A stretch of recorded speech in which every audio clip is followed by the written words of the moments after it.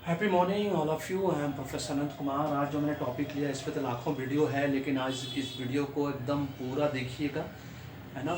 Skip करके नहीं देखिएगा। अगर सच में चाहते हैं कि 8 रीज़न, वो 8 कारण क्या है कि मैरिज फेल होता है, शादियां टूट जाती है 6 साल के अंदर, 5 साल के अंदर, 10 साल के अंदर, उसका क्या कारण है। आज 8 कारण बता रहा हूँ। ये 8 कारण यहाँ लिखा हुआ है, इसको मैं एक्सप्लेन करूँगा, है ना। That is very important. अगर समझना हो, सच में जानना हो, अपने परिवार में किसी की भी शादी को बचाना हो, तो अगर मैं बहुत भाग्यशाली समझूंगा अपने आप को कि इस वीडियो को देखने के बाद और इसको समझने के बाद अगर आपके घर में कोई भी एक शादी बच जाता है, शादी टूटने से बच जाता है, तो मैं आपको अपने आप को सौभाग्यशाली समझूंगा। क्योंकि ये 8 कारण जो है, ये रिसर्च के बेस पे जो मैंने इतने सालों में किया, खुद भुगता हूँ और भी अपने फैमिली फ्रेंड रिलेटिव्स में देखा है, सुना है, समझा है। उसके बाद ये 8 कारण मुझे समझ में आया कि 8 कारण है, 8 रीजन्स फॉर मैरिज फेल, है ना। उसमें सबसे पहले जो आता है वो होता है anti driver conductor and name number. इससे पहले कि मैं ये समझाऊं, मैं आपको बता दूं कि आपको मुझसे ही न्यूमरोलॉजी क्यों करानी है और आचार्य जी से एस्ट्रोलॉजी क्यों करानी है, या मुझसे ही न्यूमरोलॉजी कोर्स क्यों सीखना है। न्यूमरोलॉजी कोर्स लेडीज़ के लिए, फीमेल के लिए वरदान के रूप में है। घर बैठे लाखों रुपया 1 साल के अंदर कमाने लगोगे, वो भी इज्जत के साथ, नेम एंड फेम के साथ, है ना। इतनी इज्जत है इस बिज़नेस में कि आप सोच नहीं सकते हो। मैं खुद महसूस कर रहा हूँ इस बात को, है ना। इसीलिए घर बैठे, और आपके लिए ऑनलाइन बिजनेस कहीं जाने की ज़रूरत नहीं, घर बैठे आप कमा सकते हो। इसलिए आज ये न्यूमरोलॉजी कोर्स सीखो, सस्ते में सबसे अच्छा। और नहीं तो न्यूमरोलॉजी कंसल्टेंसी कराओ, क्योंकि न्यूमरोलॉजी कंसल्टेंसी इसलिए कराना है क्योंकि आपको जब भी ये महसूस हो कि आपके पास अपना खुद का बैंक बैलेंस क्यों नहीं है, आपका अपना खुद का लैपटॉप तक नहीं होगा, है ना। अगर आपके पास अपना घर नहीं है, कार नहीं है, स्कूटर नहीं है, आप फ्लाइट में ट्रेवल नहीं कर पाते हो, आप ब्रांडेड कपड़ा नहीं पहन पाते हो, आपका ही कॉन्ट्रैक्ट क्यों कैंसिल हो जाता है, आप ही बार बार बीमार क्यों पड़ते हो, आपका बीवी बच्चा आपका बात क्यों नहीं मानता है, आपका घर का बच्चा आपको पढ़ने में उसको मन क्यों नहीं लगता, इतना पढ़ने में तेज, उसके बाद भी उसको कुछ याद क्यों नहीं रहता है, आपके ऊपर ही कर्जा क्यों चढ़ता जा रहा है, आपका ही बिजनेस बार बार क्यों फेल होता है।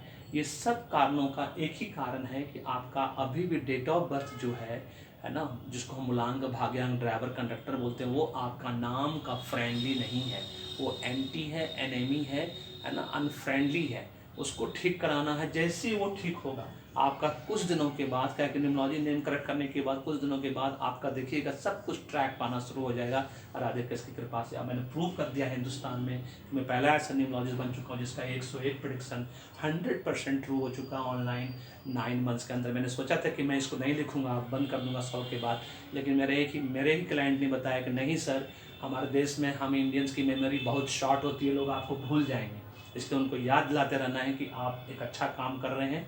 और आपका प्रमोटेशन कॉम्बिनेशन आज 24 से 26 साल में मैंने जितने भी लोगों को करके दिया, 50,000 से ज़्यादा लोगों को, सबका सब सही है राधे कृष्ण की कृपा से, और आगे भी सही होता जाएगा। मैंने राधे कृष्ण से मांगा है कि मुझे अगले 30 साल तक उसी तरह से मुझे आप अपना साथ देते रहें जैसा कि आज तक मुझे आपने दिया। 50 साल से मेरा ऊपर हो चुका है ना, जैसा कि आपको सब जानते हो, है ना। बहुत वीडियो में बता चुका हूँ। अब है इस 8 रीजन जो कि समझना है। सबसे इंपॉर्टेंट, सबसे पहला एंटी ड्राइवर नंबर, कंडक्टर नंबर और name number. Date of birth change नहीं होता, किसी कीमत पर नहीं होता, तो नाम सिर्फ चेंज होता है। तो नाम को आपको फेवरेबल नंबर पे ले जाना है जो कि एंटी ड्राइवर कंडक्टर रहेगा। क्योंकि एंटी ड्राइवर कंडक्टर रहेगा, जैसे 1-8 हुआ, 1-4 हुआ, इस तरह से 3-6 नंबर वैसे तो बहुत सुपर डुपर फ्रेंडली नंबर होता है, लेकिन शादी पर्पज से ये एकदम एंटी नंबर है। शादियां नहीं हो सकती। क्यों नहीं हो सकती 3-6 के बीच में? क्योंकि 3 देवताओं के गुरु हैं, अच्छे दैत्यों के गुरु हैं। सिर्फ शादी नहीं हो सकती, अदरवाइज फ्रेंडशिप के लिए, पार्टनरशिप के लिए 3-6 सुपर डुपर नंबर है।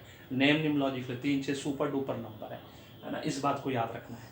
ये पहला कारण जिसको कि आज ही अपना न्यूमरोलॉजी करा के अपने परिवार में जिस किसी का भी एंटी नंबर है, अपना खुद का है, मैरिड हो तो हस्बैंड वाइफ एक साथ कराओ, फिर बड़ा बेटा बड़ा बेटी, छोटा बेटा छोटा बेटी का कराओ, और एक साथ अफोर्ड नहीं कर सकते तो 1 बाय 1 कराओ। लेकिन न्यूमरोलॉजी एस्ट्रोलॉजी दोनों करा कर रखना चाहिए, क्योंकि न्यूमरोलॉजी एस्ट्रोलॉजी दोनों एक दूसरे के पूरक हैं, कॉम्प्लीमेंट्री है, सब्स्टिट्यूट नहीं है। ये टी या कॉफ़ी नहीं है कि चाय नहीं मिले तो कॉफ़ी पी कर गुजारा कर लेंगे, काम चला लेंगे, ऐसा नहीं है।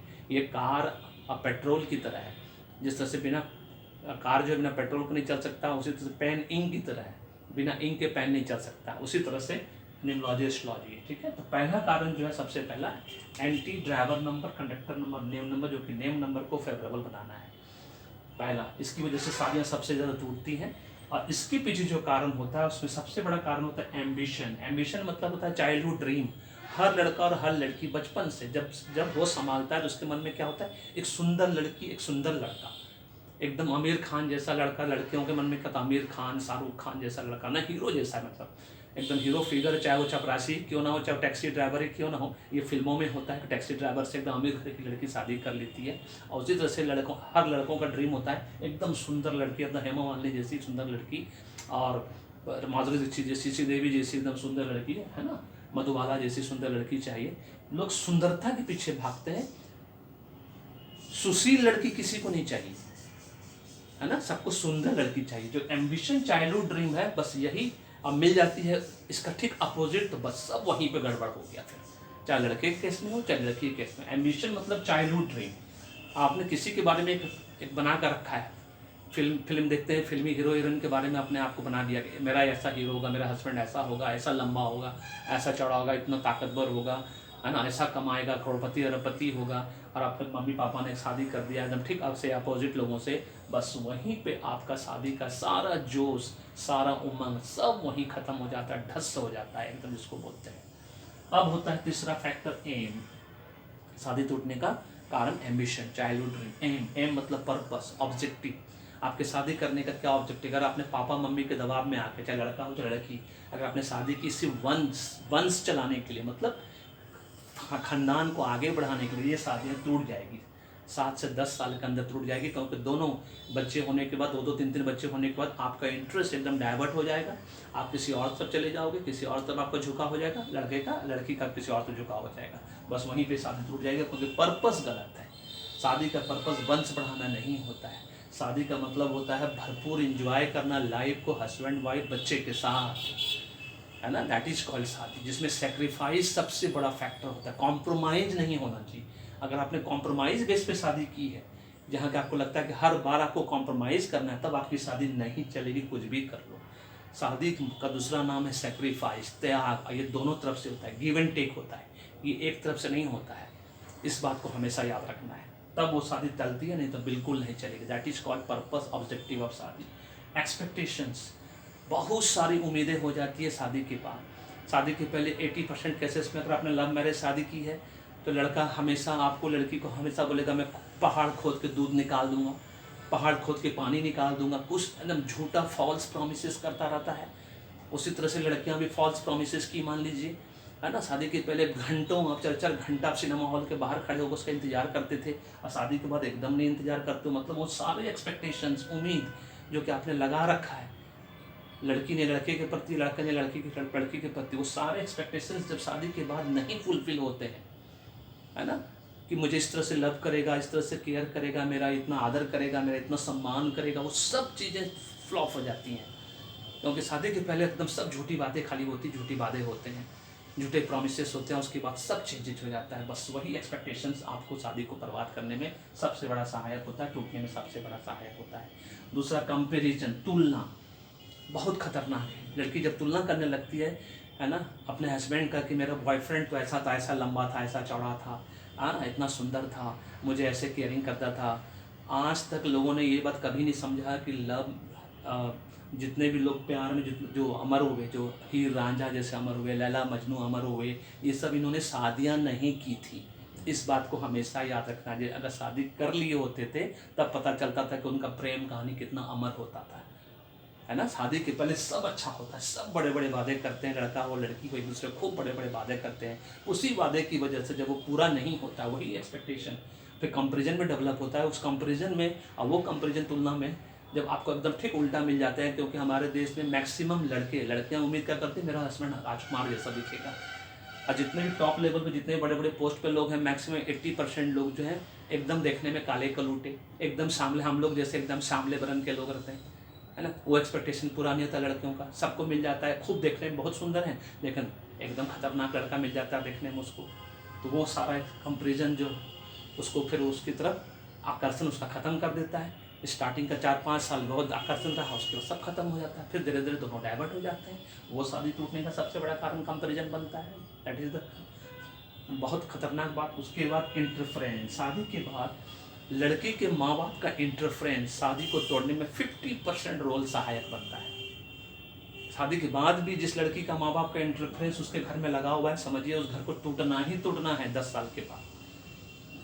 क्योंकि हर बात में लड़की हर चीज़ में रूठ के मायके चली जाएगी, फिर उसका मम्मी पापा उसको फिर वहाँ से लेके यहाँ पहुँचाएगा, फिर इस तरह से क्या होगा, उसको जब तक ये लगा रहेगा कि मेरे को सपोर्ट बना हुआ है, मैं किसी भी कभी भी किसी भी स्थिति में वापस मम्मी पापा के पास जा सकती हूँ, मेरा हस्बैंड मेरा कुछ नहीं बिगाड़ सकता, मेरा ससुराल कुछ नहीं बिगाड़ सकता, बस समझ लीजिए वो इंटरफेरेंस ही शादी को 50% तोड़ने में सबसे बड़ा सहायक होता है। इसीलिए मैक्सिमम शादियाँ इंटरफेरेंस की वजह से भी टूटती हैं। चाहे वो लड़की जब शादी करके आती है, इसका वो भी होता है, इसका उल्टा भी होता है। लड़के का जो बहन है वो भी कहीं शादी करके गई है, वो भी उसी तरह से अपने घर में आके बैठ जाती, तो ननद भौजाई में बिल्कुल नहीं बनता है फिर, तो उसकी वजह से लड़ाई झगड़ा खूब होता है, उससे शादी टूटने का वो भी कारण होता है।